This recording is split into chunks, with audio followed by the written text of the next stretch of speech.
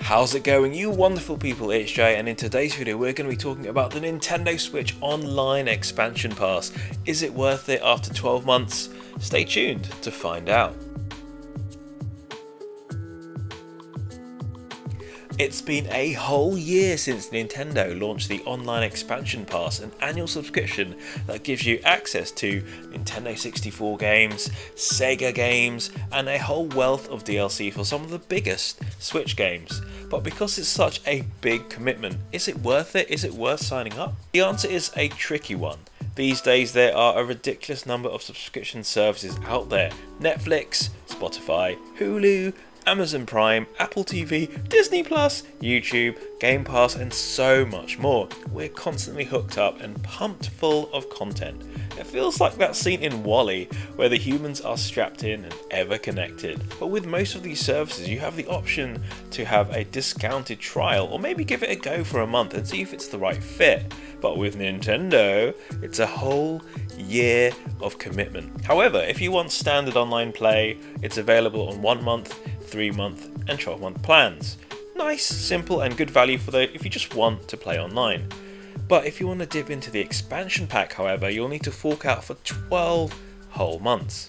The good news is that Nintendo are constantly adding to the expansion pass, adding extra value for members, but if you haven't signed up yet, is it worth it? What do you even get for your hard-earned cash? Main highlight has to be the retro games. You can already play NES and SNES games with the standard plan, but the expansion pass throws Nintendo 64 and Mega Drive gems into the mix. Question is, are the games any good?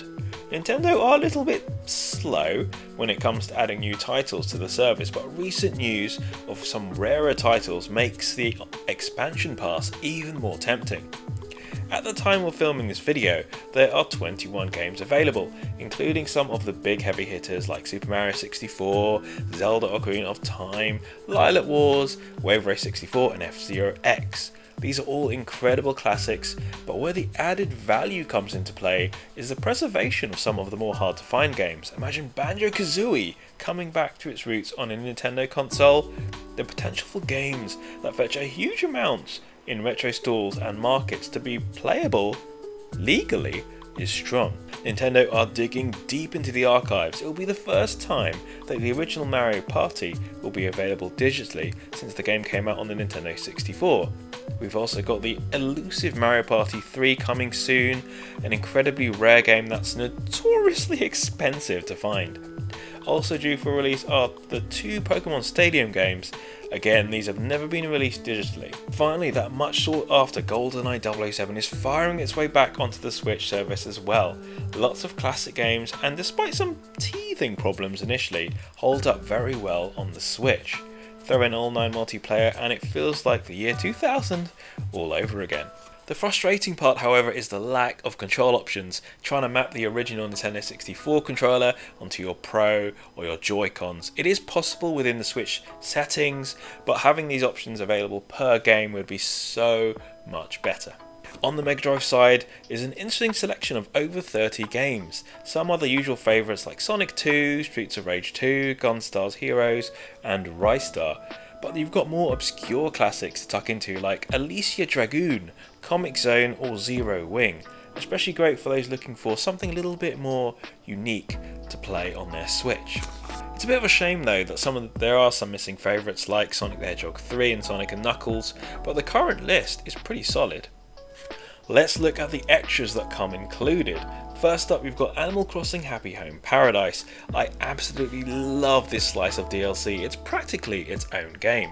You fly off onto an island to work, decorating villager homes to their hopes and dreams. Some may want a gaming space, others may want a room to dance in, some crave a library, and some may want a spooky experimental lab.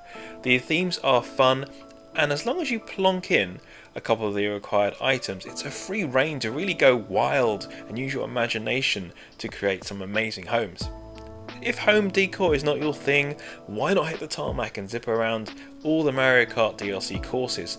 One of the best additions to the online expansion pass this year has to be the addition of all the Mario Kart 8 Deluxe DLC. Yep, every single one of the 48 extra courses will be included as part of the expansion pack.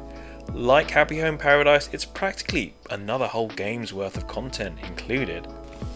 The last bit of DLC goodness comes as a welcome surprise. It isn't the newest feature on the block, given the release of Splatoon 3, but if you fancy brushing up on those squid skills, the Solo Octo Expansion Pass DLC for Splatoon 2 is also included.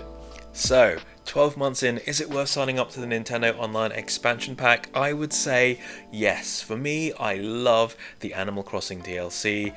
I couldn't wait to tuck into the Mario Kart DLC. We've got classic Mario Party games coming onto the Switch with online play. There's GoldenEye, so many great games. And if you sign up as part of a family package, the value is actually there. So you can play with up to 7 other people as part of a family plan. So that could be people you know, friends, family. It really is good value. It would be great for Nintendo to consider other DLC packs, maybe like Smash Ultimate, or other features for Expansion Pass members to add even more value, like bonus points, or maybe discounts on certain eShop games, or even little extra touches like maybe early access to some upcoming Nintendo games. Are you thinking to sign up? Well, the prices are $50, €40, or £35 for single player. More value comes when, like I say, you sign up to the annual family membership, so that comes in at $80, €70 or £60. It is a chunky investment for 12 months, but if you sign up as a part of a family plan, you can get up to 8 users on there, split the cost, and get a lot of value. So there we go, a little look at the Nintendo Online Expansion Pack, 12 months in. It's got a lot of potential for the coming years. Hopefully Nintendo will continue to build and add to it. If you enjoyed this little overview, be sure to hit the like button. If you want to see more videos like this, more geeky, more Nintendo videos, you may want to subscribe. And before you move on to the next video, be sure to check out our exclusive merch, Geeky and Gaming Designs, voted for by you. Thank you so much for your support. Links in the bio. There we go. Thank you so much for watching, and we'll see you guys in the next video. Bye bye.